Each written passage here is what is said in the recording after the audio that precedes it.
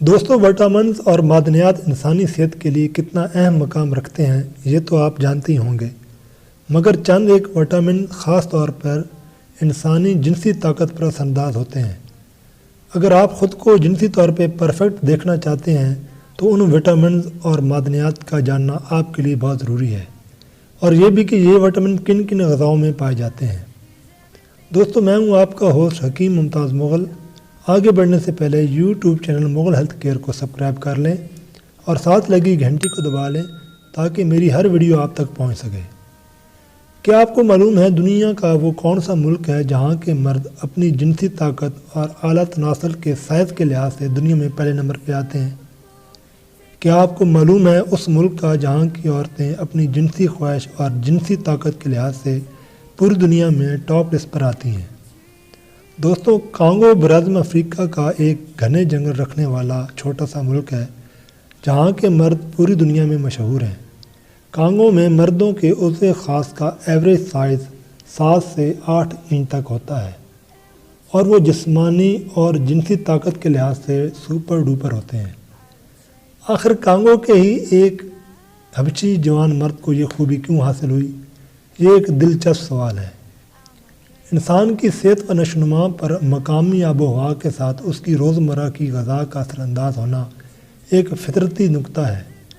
Congo میں بطور خوراک سب سے زیادہ جو غذا استعمال کی جاتی ہے وہ ہے جانوروں کا گوشت اور مچھلی، اناج میں چاول، اور پھلوں میں کیلا، ناریل، پائن ایپل اور ایووکاڈو یعنی کہ ناشپاتی۔ جنسی طاقت کو جو وٹامن سب سے زیادہ فائدہ دیتا ہے وہ ہے وٹامن ای، اور معدنیات میں زنک پہلے نمبر پہ آتا ہے۔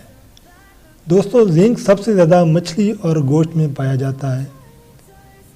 کوکونٹ میں vitamin B, vitamin E, zinc اور پوٹاشیم کی بہت بڑی مقدار ہوتی ہے۔ پائن ایپل میں زنک کے ساتھ کاپر بھی اچھی خاصی مقدار میں موجود ہوتا ہے۔ کیلے میں موجود میگنیشیم اور پوٹاشیم سیکس ہارمون پیدا ہونے کے لیے استعمال ہوتے ہیں۔ اس مقصد کے لیے پوٹاشیم اپنا خاص مقام رکھتا ہے۔ بھورے چاولوں میں سینکھیا یعنی کہ آرسینک سب سے زیادہ پایا جاتا ہے۔ سینکھیا مسل یعنی عضلات کو بہت زیادہ طاقت دیتا ہے۔ اس کے علاوہ چاولوں میں وٹامن ای بھی موجود ہوتا ہے۔ ناشپاتی میں وٹامن ای کے ساتھ اومیگا 3 کی بھی بڑی مقدار ہوتی ہے۔ دوستوں، یہ بتائے گئے وٹامنز اور منرلز خاص طور پر جنسی ہارمون کو ایکٹیویٹ کرتے ہیں، سیل یعنی خلیات کی نشوونما کرتے ہیں۔ مردوں میں موجود ٹیسٹوسٹیرون نامی ہارمون جو کہ ایک جنسی ہارمون ہے اس کی افزائش کرتے ہیں، جس سے عضو خاص کے سائز میں اضافہ ہونا ایک فطری امر ہے۔ اس کے علاوہ یہ اور بھی بہت سے کام سر انجام دیتے ہیں انسانی باڈی کے اندر، مگر ان کو بتانا اس ویڈیو میں ضروری نہیں سمجھتا۔ دوستوں، یونان وہ ملک ہے جہاں کی عورتیں سیکس کو پوری دنیا میں سب سے زیادہ پسند کرتی ہیں۔ اگر ایوریج ریشو دیکھی جائے تو 2 سے 3 دن سے زیادہ سیکس کیے بغیر وہ نہیں رہ سکتی۔ یہ خوبی ان کی صحت مند ہونے کی بہت بڑی دلیل ہے، کیونکہ صحت ہی سے ہی طاقت حاصل ہے۔ یونان ایک تاریخی ملک ہے۔ کسی زمانے میں علم کا قلعہ ہوا کرتا تھا۔ وہاں پر صدیوں سے جڑی بوٹیوں کا استعمال چلا آ رہا ہے۔ آج بھی وہاں جڑی بوٹیوں کا کثرت سے استعمال ہوتا ہے، حتیٰ کہ معمول کے کھانوں میں بھی وہ لوگ جڑی بوٹیاں استعمال کرتے ہیں۔ وہاں آلو، پیاز اور ٹماٹر بہت زیادہ کھائے جاتے ہیں۔ یونان والے مچھلی اور گوشت کثرت سے کھاتے ہیں۔